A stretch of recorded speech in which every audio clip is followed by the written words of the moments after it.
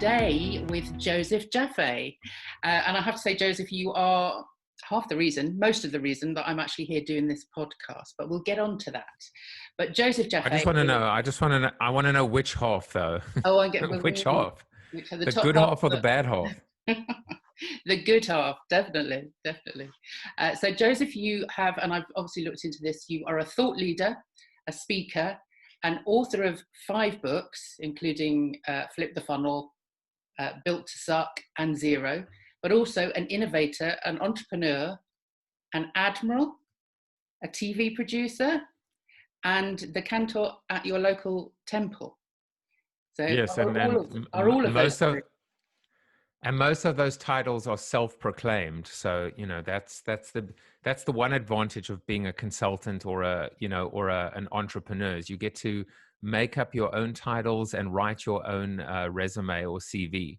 So that's the one thing I learned when I went out on my own. I would always be sitting in the audience and hearing these intros to these people going, wow, this must be the most fascinating person in the whole world, until I wrote my own one. And then they would always introduce me as one of the most sought after speakers, consultants, thought leaders. And I'm like, I want to meet that guy. Wait a second, I am that guy.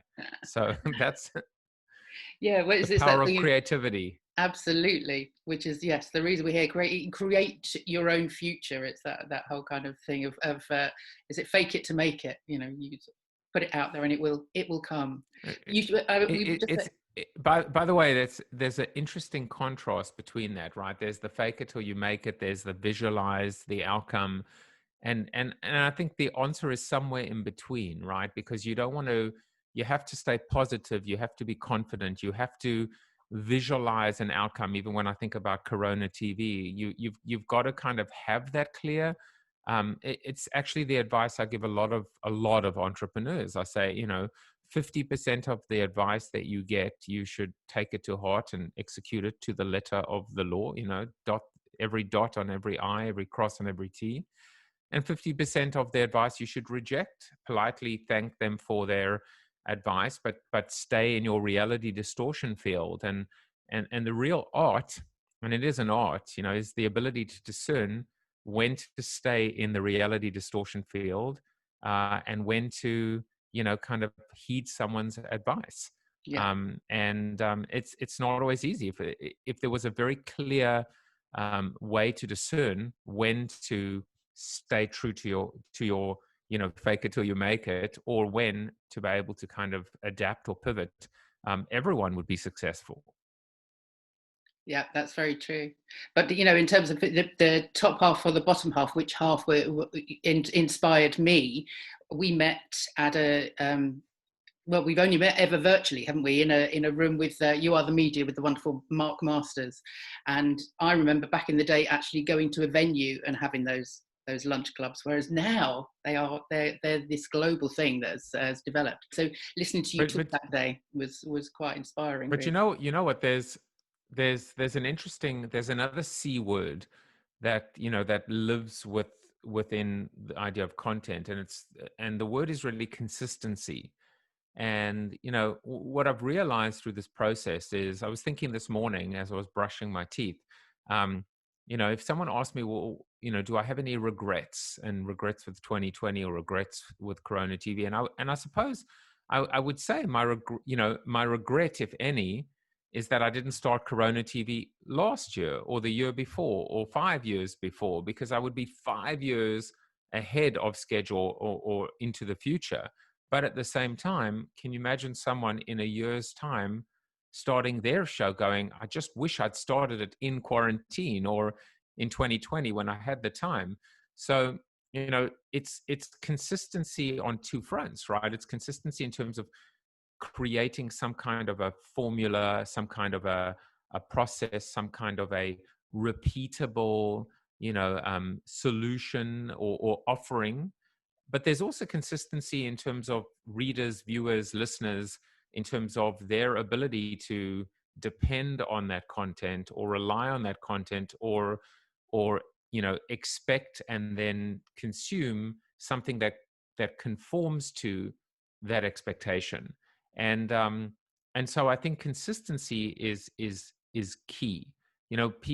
sometimes they say it's not what you say, it's how you say it. Mm. But I think that might be true, and I think there might be a version of that. Maybe it should be, it's not what you say or even how you say it, but it's how consistent you are in saying it that makes a big difference. Yeah, yeah, absolutely. And as I say, just in terms of what I was putting out there before lockdown, that was hardly anything. So now I am becoming consistent, and that's great, and it's beginning to work. So that would be fantastic. And where did you come from to get to this point? What was it back in? Because I know you're from South Africa. Give us a little bit of background of, what was the schoolboy Joseph Jaffe like? Were you a creative being then? Were you did you know where you wanted to go, who you wanted to be? I mean, the schoolboy was probably quite a naughty boy, I would say. um, Lazy. I think I knew I was smart, but I was lazy. I didn't take advantage of that moment. I remember actually, funnily enough, I was out playing pool for tequila, I guess winner got a tequila bought by the loser the night before my finals in my senior year, because I wasn't thinking that far ahead. It's a long story, but I mean, I fell off a wall, believe it or not. I fell off a wall, broke my arm, my shoulder, and my elbow in like about 20 places, had steel rods and pins and wires put in, and ended up just scraping into university, because my grades were very average, slightly above average. But I made it by I literally got enough points to the point to get into college, into university.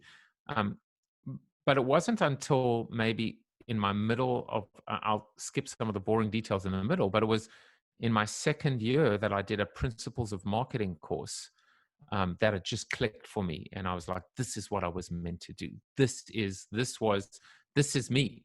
And that's when, I never I pretty much every single grade from third and fourth year at university was a first class grade, top of the class medals. I mean, I just came into my own because I'd found my passion, and I was able to then, apply myself. And I think it's a lesson. It's certainly a lesson. It was a lesson for me, which is you've got to find your passion. You've got to find your lane, and that's when it seems like all the shackles and obstacles get removed. So, when I look back at my school year, of course I wish I'd apply myself more. And now as a parent, I want to push my kids to apply themselves more, but I have to realize that they just haven't found. It's like a kid. Some kids talk later, some kids talk earlier, some kids walk earlier, some kids walk later, but they all eventually find their way, and there is an equalization and a normalization. And then everyone, it's almost like, I think of a bow tie. I think of everything in bow ties. It's like in Flip a Funnel in my book, bow tie. But so we all start off disparate, right? We all come together at some point, and then we all fan out again. Those are interesting three-phase approach, to development, but also to application and talent, I suppose. Yeah. And so I guess I was probably fortunate that I didn't get into more trouble as a kid. um, you know, I've said to my kids as well now that, you want to make the good kinds of mistakes in life. The good kinds of mistakes are the ones that you don't regret for the rest of your life. That aren't on your permanent record. The good kinds of mistakes, excuse me, the good kinds of mistakes are the ones that you learn from. And the good kinds of mistakes are not only the ones that you learn from, but that you never make again. Um, and that's how you live a life, I suppose, without any regret. Yeah, yeah. I mean, I want to come on to risk taking later, because I think that risk taking and creativity kind of go together a little bit. But I just want to come back to the marketing. What was it about marketing? Which part of marketing clicked for you? Was it the visual, or was it the kind of the words, or what was it within marketing? I don't actually know what that why marketing, but I think it does. Um, you know, at the same time, we were also learning principles of finance. So principles of marketing, principles of finance. I knew it wasn't finance. So sometimes to determine, I often say that sometimes the easiest way to find out who you are or what you want to do is to it's process of elimination. It's cross off the stuff that you hate and don't want to do in order to find what you love and want to do. So it works both ways. Sometimes it's just clear and it's like, this is me. This is what I was meant to do. And other times, well, I know what I don't want to do. It's that stuff. So let me go left at the fork in the road instead of right. In many respects, it does come down to whether someone is left brain or right brain. But I think marketing has so many things built into it: creativity, sales. We all advertising. Ironically, I've become a bit of a advertising antagonist or dissident in terms of, my first book was called Life After the 30-Second Spot, but it is that beautiful microcosm of what a 30-second spot could be: the ability to break through the clutter, the ability to engage, to surprise and delight, to the original roles of advertising, to inform, persuade, and remind. I actually rewrote those in my first book. I said, no, the real roles are to demonstrate, to involve, and to empower. I felt like advertising could evolve, but there was a really great mix, I think, of strategy, which is core to who I am, even before the creative aspect, and then the creative aspect secondarily for me. So whether it was the 4 Ps or segmenting, targeting, positioning, or just really understanding the structure, the method behind the madness, that it wasn't just taglines and jingles, that there was a lot of thinking behind it. And Regis McKenna wrote a white paper saying marketing is everything. I truly believe, Peter Drucker has said as well, right? That marketing and innovation are the only two real value added, aspects of business. Everything else is just an expense. Of course, marketing has become anything but today. Marketing has almost become relegated and, on one hand, synonymous with just advertising, but to rediscover the wonderful potential of marketing has always been. I've always felt like this theory was alive and evolving, or could be. I didn't really realize at the time that I would become part of that evolution, but I think there was always this belief that this wasn't fixed and carved in stone, that it was a foundation that could be built upon. And I'll just tell you a quick anecdote, which is, I learned from Philip Kotler's book, Consumer Behavior, and he was like one of, he wrote the textbook on marketing. When I moved to, so this, I was at university 1989 to 1992. 1997, after working for Nando's Chickenland, I moved to the US. I decided I would go and do an MBA. Really had no clue what I was doing or why I wanted to do an MBA or how to even apply for an MBA. But I happened to go to Chicago for an interview at Kellogg. And the one thing I made it a point to do was to go to one of Philip Kotler's classes. And I sat at the back, I asked for permission, and I was just enthralled that here was the guy that I'd learned marketing from, his textbook, giving a lecture. And I went up to him and I said, I'm a huge fan and this and that, and probably thought I was really weird and was, just keeping one eye on the door and about to call security. Years go by. 2006, I want to say, maybe 2006. I'm keynoting in Caracas in Venezuela. Maybe the last time I'll ever go to Venezuela, certainly for an American now. And there are only two keynotes, two keynoters. Each is giving a 3-hour seminar. One is myself, and the other is Philip Kotler. And suddenly we're equals. And we spent a glorious couple of hours just together, in a bar that they just opened up on the penthouse floor, just for the two of us. We sat there getting to know one another. And actually yesterday, I realized I met him, I think last year, and did this wonderful 1-hour interview with him, just like we're doing right now. And I never published it. And I'm going to be publishing it over the next month or so. Mm. But it's just funny how things just came full circle. And the thing about Kotler that still just blew me away then, now, and always, is he hasn't stopped learning.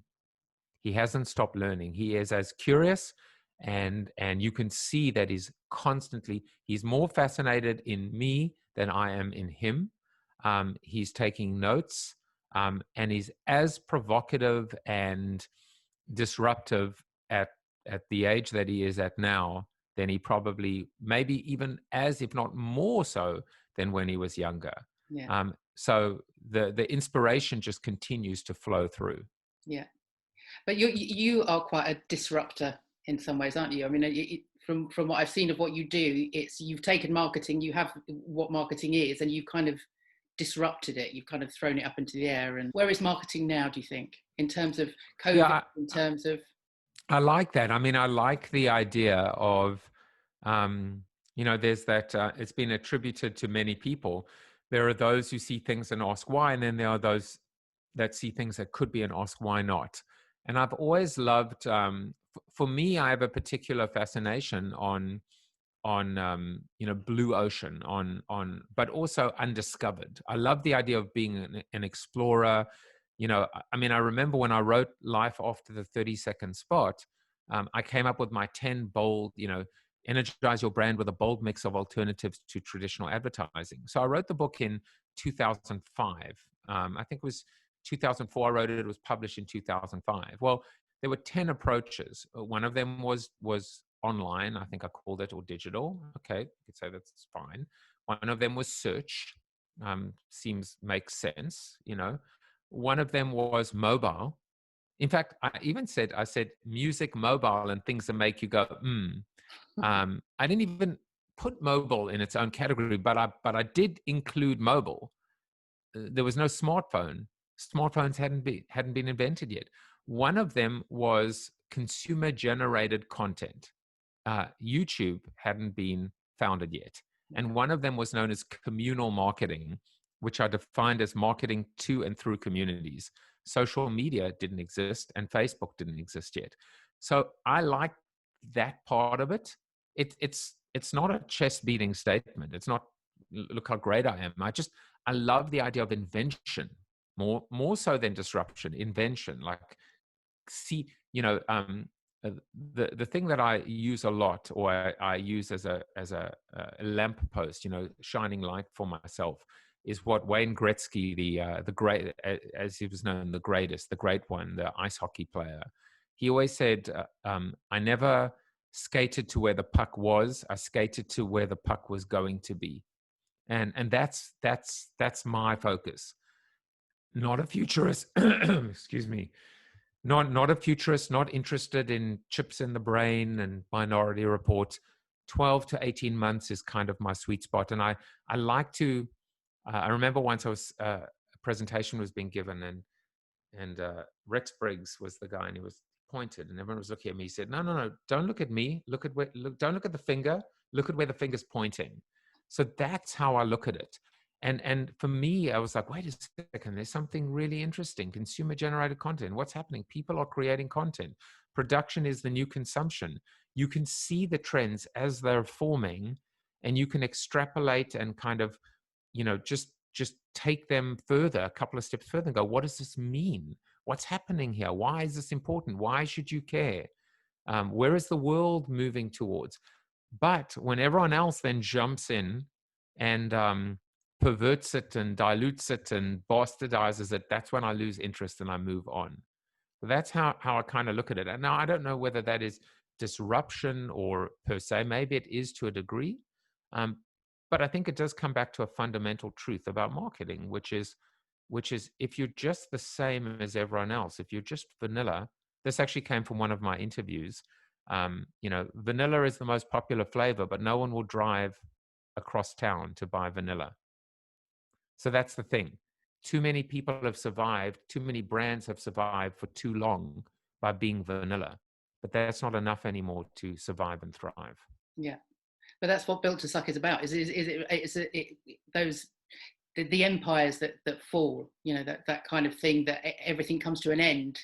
And the heresy that you talk about, when people fire themselves, or they kind of, they Right. understand that they're on that kind of medium average level, that if they don't do something, they are going to disappear. And we've seen it over here literally the last 24 hours with a company, Debenhams, that has been on our high street since, for 200 years. But and Arcadia, they just didn't move on. They didn't move with the times, and hence they've gone. Yeah, because I mean the central part of the thesis in Built to Suck is the fact that the very thing that that was responsible for these brands' growth and evolution and and success, which is size, scale, economies of scale, efficiencies of scale, global networks.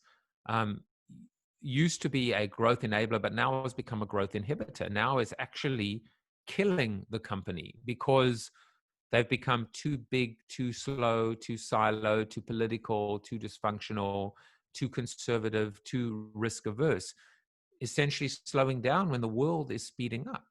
And that's the thing. Like when you try and be all things to all people, you end up being nothing to nobody. And so, there's that line from the musical Hamilton, which is, if you don't stand for anything, what will you fall for? And the answer is everything.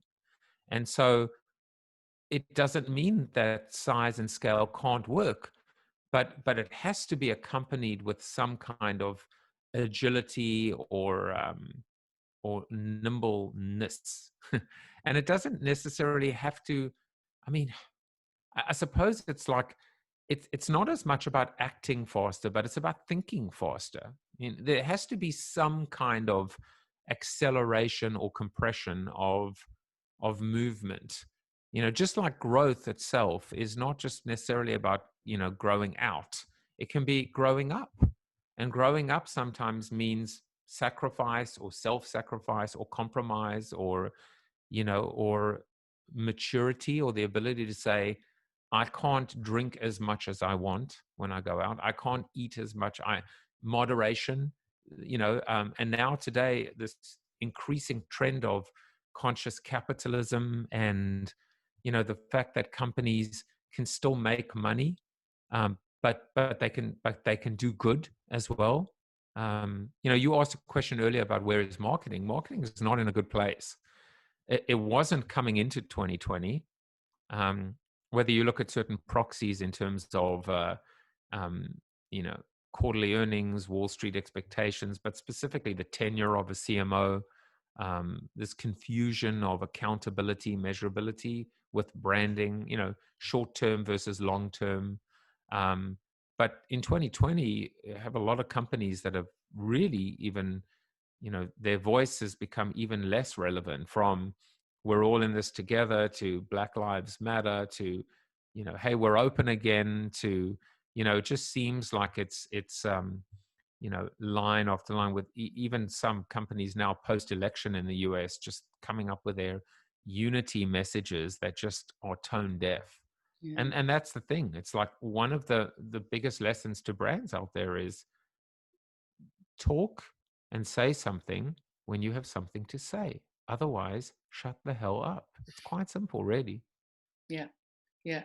I mean, just in lockdown, you've obviously created CoronaTV, and that has been something for you. So do you think that 2020 has been a year that is going to, obviously will go down in history for the year of the pandemic, but just in terms of what people are producing in their own homes, just having to deal with the problem solving. I mean, to me, problem solving is a form of creativity. And I think 2020 is, we're going to look back and it's going to be a year of innovation, a year of when technology has had to sort of, keep up and do something different.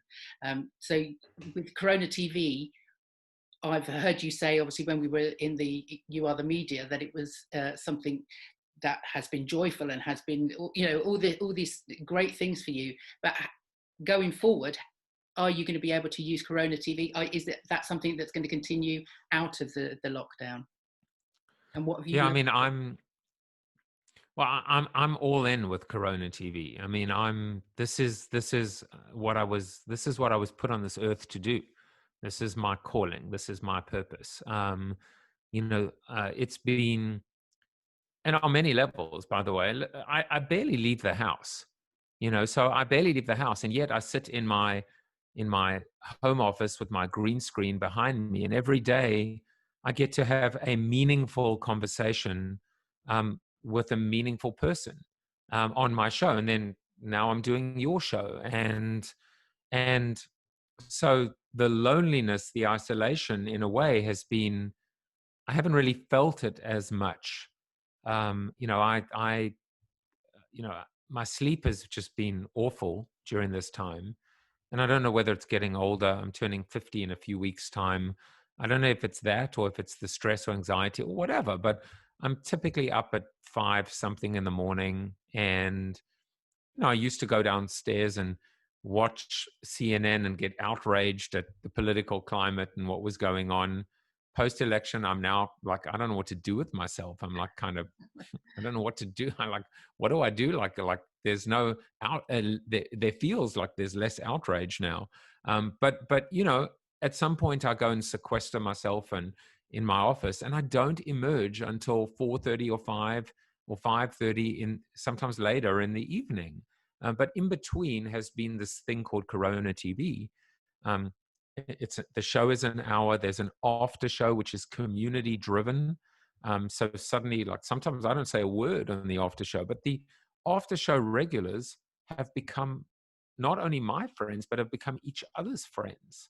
And the source of comfort that has come through this community driven after show has been spectacular. So, for me, I've had that in my life. Now I'm starting to think, okay, what does it look like in 2021? Well, one of the things that I'm going to have to practically think about is, hopefully I start traveling again. And, I used to deliver keynotes around the world, like in Caracas.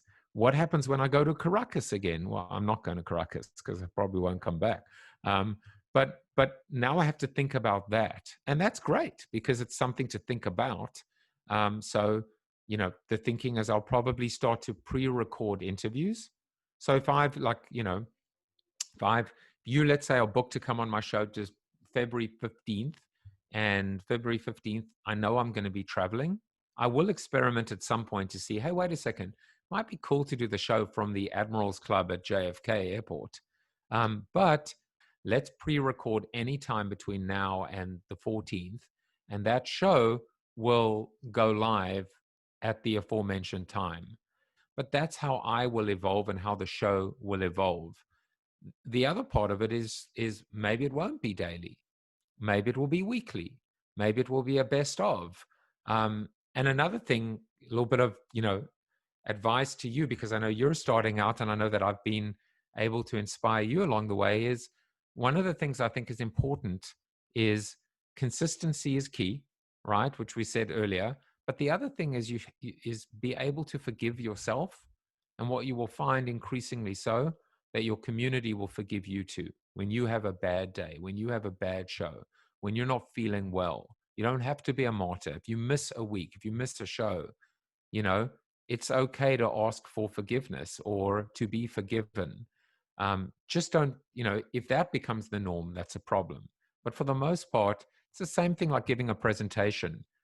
You mess up, you lose your place, your notes drop. Don't apologize. Don't beat yourself over it. Take the time, take the silence, take the pause, reboot, start up again. No one will ever look back on that presentation or that show and say, wow, that, her bandwidth was terrible, in show number 162. No one will. How many shows have you done now then in lockdown? How many episodes have there been of Corona TV?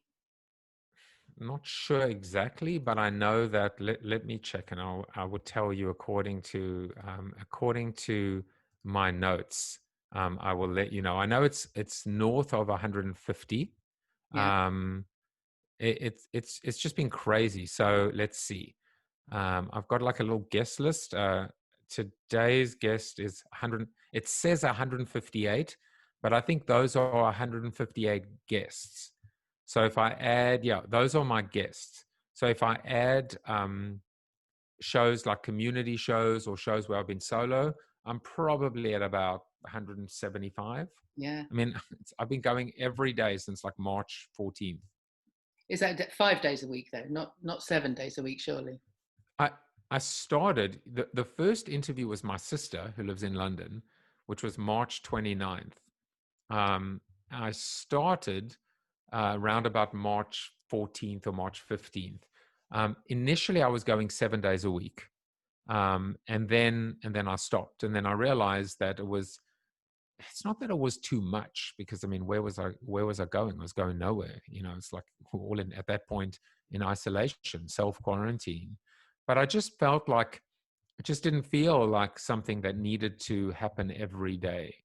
And so, I gave myself the weekend off, and we'll see what happens. That was more of just like I guess an internal challenge. Maybe I'd call it a masochistic challenge. How many days can I keep it going for until, like what would that streak look like? Yeah. But the week, you can see again taking shape, right? Monday through Friday, 12 noon Eastern Standard Time, trying to still have some kind of a business aspect to it, because I'm still a marketing person. But I say that the show is about hope, positivity, and optimism. And if there's time left over, a little bit of marketing. I've enjoyed getting to know the real people, Yeah. the people behind the title. Yeah. Yeah. I mean, and from the shows that I've watched, you're very good at promoting other people. Just in whoever they are, they'll send in a name or whatever, and you'll give them a shout out. So that's obviously part of the ethos that you have for the show as well. Yeah, I mean, I actually feel that a couple of things. One is I feel that I should be able to interview every person on this planet and make them look good. And if I don't, then that's on me, not on them. So that's my kind of guest relations approach. If someone's on my show, like John Burkhart came on the show because Mark Master said you should have John on. It was one of my favorite interviews, John, because I trust Mark. So if I trust Mark, then if Mark was on my show and I like what he's doing with You the Media, and he was great on my show, and he says you've got to have John. Well, that's all I need. I don't have to go and vet John, and John was just beyond terrific. Yeah. So there's that, and the other thing I'm determined to do, not become. I don't want to become the enemy. I don't want to become, uh, I don't want to become someone who is so self-important or self-inflated. The ego is so, uh, driven. I don't want to get middlemen to come in eventually. I mean, this is a good problem to have. I'm praying for this problem. But whether it's a manager or an agent or PR people that then become gates or controls or obstacles, tell me what I want. I don't want that. I want to be able to always be approachable, accessible, and that means being able to send a shout out on everyone's birthday, and just and not be. I think the concept of celebrity, you don't the concept of celebrity is very different to being a celebrity. I'm not delusional. I'm not a celebrity. I never will be one. But I do have element of celebrity based on, I think everyone has, you have now, by virtue of having an outlet. The minute that you have even one listener or viewer or audience member that isn't, your mom or your, or related to you, there is an element of celebrity where someone's perception of you is elevated, and I think that needs to be always counterbalanced with a really healthy dose of humility, and so humility and humanity have got to be overriding forces in everything we do, and that's how I'm looking at this in terms of where it goes and what it looks like. I actually think it would be differentiated by doing that, which is, wait a second, like the comments. People have mixed, I've had mixed reviews about comments, having the show live. But I like it for now. I mean, it allows me to be very different to anyone else that is established or terrestrial. Yeah. I can continue to work on being a better interviewer and producing a better show, but at the same time, there are 2 points. One is never forget where you've come from. I learned that at Nando's, and 2 is the importance, and that is marketing 101, differentiation. Find, be able to do your perceptual map or your competitive grid or whatever, or don't do that at all. But be different and try and be the best in the world at that thing that you are different in or on or about. Yeah. Yeah. No, that's great. And that's, I mean, that's, please, that would, that's what I'm looking to do this is like early steps. So it's building on that and finding something different to do with it. Because as that, that conversation we had at the beginning was are there too many people out there doing this kind of thing? So have you... I like your board, by the way. Your board is very cool. So I think one of the things with you is so here now, this is what I'd like to see with your show. Imagine, so now think about show number 100, think about show number 1,000, think about what's going to change. The board is great because the board will always change, right? So I'm like looking at the board and see my name, CoronaTV, creative conversation, so if eventually, that board will just always be different. So it's like The Simpsons, right? You watch the start of The Simpsons, there's always something in the opening that's changed, or Google's logo. Another thing in your background are the lights, right? The lights can change too, so at the moment, I don't know if you can change the colors, but the color could be interesting. The color could also change based on, the colors of your guest.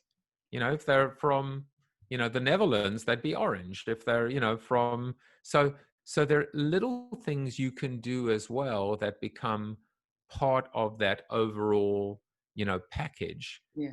And that's why everyone can be different. But ultimately, it really comes down to this idea of finding your authentic voice.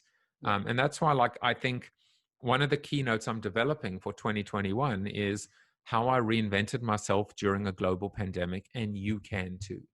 Yeah. And that's the key. And it's like, just share with as many people as want to hear the message, help as many people, and you know what? There's place for all of us, come on in, the water's warm. Yeah.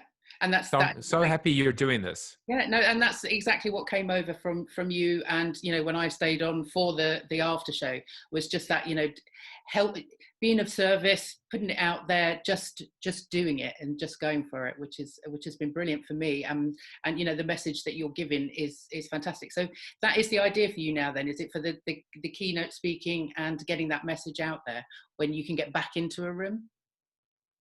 Yes, I think the idea is a couple things. One is, how can CoronaTV be embedded into, and actually my strategy for 2021 is very, very simple. Number 1 is CoronaTV. Number 2 is teaching. I want to do more of it. And number 3 is speaking. And they really have the same thing in common: helping, inspiring. There is an element of one to many, but not always executed that way, right? Because the one to many could be a keynote speech, okay, but there's also the ability to network with people afterwards. Teaching could be also seen as one to many, but increasingly so. The better teachers are as much students as they are teachers, and create much more discussion-based conversations. I forget what it's called. It's not pedagogy. It's another goji. It's one of the Gojis, one of the Goji brothers or siblings. But that's where it's heading. And then of course, CoronaTV, in many respects, it could be one-to-one with a guest, but recognizing there are many people that are kind of watching it live and after the fact. So I like the idea of how I reinvented myself. I would love to do that exclusively, but I'll still be able to talk about Flip the Funnel and customer experience and Built to Suck and innovation, disruption, change. I might be a little bit rusty on that stuff, but I certainly don't have a lack of content to draw No, from now when I think no. about all my guests. Yeah, And absolutely. that, and if you think about that, that wasn't the, I mean, that couldn't be further from the goal. But now suddenly, that's the beauty of it, Jackie, which is like, I've got, by the end of this year, 200 guests, Yes. and I'm taking notes now. Yeah, So yeah, like I didn't at the beginning. So now I make sure that in every show, because you forget, that I jot down the 7 or 8 key takeaways yeah, so that I can keep learning from it and sharing that and tapping into that. I also now, one of the things I started is a community show. So every Friday, I'll try for December, January, is now up to 9 of my previous guests on the show with me. Now, there are interesting things about that. One, I'm trying to, will that will that have more or less views? Do people enjoy, you know, 3 thought leaders on, or 5 or 4? Like how will people react? So yeah, that's one. Second is, there's less for me to prepare when I've got 5 guests who each of them are coming with their discussion topics. And the way I did it was, hey, I don't want to know your topic, just what's in your mind. You are a guest on my show, so you must know a thing or two about a thing or two. So, hey, Jeff, what do you want to talk about today? And he says, well, I read this article and I want to talk about this. Well, I can react to that, but my other guests can too as well. But yeah, also is recognizing the community that I've built or building, that I now have 200 of these guests. So it's just, the possibilities are yeah, endless. And in 2021, it's just, I mean, I think it's going to be a great growth year for us all. um I'm less the person that says 2020 has been a glorious year. It hasn't. It sucked on so many levels. It really has sucked. It's been an awful, awful year for individuals, but it's been a fantastic year for humanity and creating and that insight is not even mine. That came from one of my guests. So there you go. yeah. You Well, know, so so talking of your guests, I've got to mention before I let you go, Tom Morris, who I just love. And I ended up popping up when you interviewed Mark Masters. I don't know if you remember, I ended up popping up in your after party. And Tom Morris, the public philosopher, was one of the guests, one of the yeah, there in that room. love Tom. I know, and Tom just had his 46th wedding anniversary, and all the other guests on the show and regulars were wishing him happy anniversary on Facebook. And I was looking at this, and I was like, "This is amazing! This is amazing to see all these real connections that have come out of this." And like, I didn't have to be the host there and moderate that conversation. I could just be like, I'll comment too and I'll say happy anniversary, but I don't have to be like, it's amazing when you plant something and you see, See it grow. what is sprout. It's beautiful. Yeah, And yeah. And Tom has become a very important person in my life. yeah, yeah. He would be a dream guest for me. So if you can, make any connections there, I'd be very happy to have him. I can. He loves talking. Yeah, and he's fantastic. I love him. I love him very much. So just before I let you go, this is the last question, because I just want to know, what is your definition of creativity? It's a question that I ask all of my guests, and I would love your answer. How would you define creativity? I mean, I did a road show years ago called the Battle for the Heart, and the A in heart was capitalized, as in art and science, heart, and head and heart. And one of the things that I actually did was I looked up the definition, or many definitions, and one phrase that I loved was productive originality. Um, Originality, doing things different or differently, right? Productivity, to get a result. Now, I've said that very deliberately because Einstein said the definition of insanity is doing the same thing over and over again, expecting a different result. But doing things differently to get a result is the antidote or the solution to insanity. So what you realize is creativity, innovation, ultimately is the solution to, status quo, to insanity, right? And that's why I love that definition, Who would have thunk, right, that creativity was the antidote to insanity?